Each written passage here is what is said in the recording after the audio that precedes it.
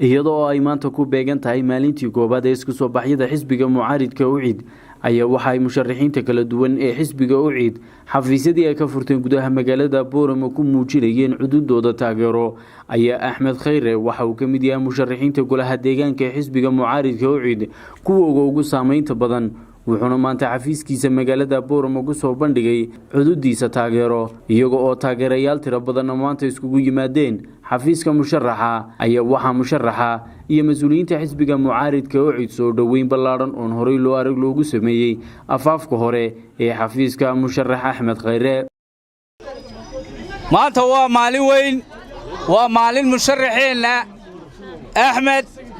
aanu maaragtay u furayna xafiisyadiisa wanagoo xisbiga cadaaladda iyo daryeelka UCID walaalayaal aad baad u mahadsantihiin sida sharafta leh iyo qiimaha leh noogu soo dhaweyseen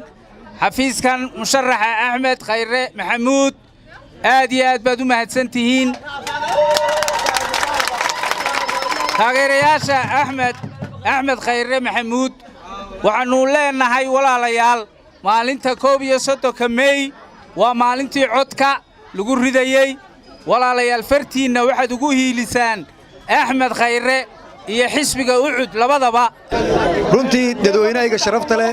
oo ka raali gelinaya xabeebta iyo daalkaasi waa juhdi fara badan oo muddo dheer aan ka soo shaqaynaynay oo aad maanta xuduudiina taageero ku soo bandhigaysaan waxaan idin leeyahay walaalayaal waxaan u baahannahay maalinta aan u leenahay haddii Ilaahay uu dili qadaro banaanbaxa ee fagaaraha khayriyada inta iyo boqolaalaabkeed inaad kaga soo qayb gashaan oo xuduudiina muujisaan fagaarayaal badan baan ka hadli doonaa kulamo badan baan qabsan doonaa xaflado badan baan qabsan doonaa waqtiga oo kooban awgeed iyo madaxdo shaqo badan u taalo hadalkayga waxaan ku soo koobayaa waad mahadsantihiin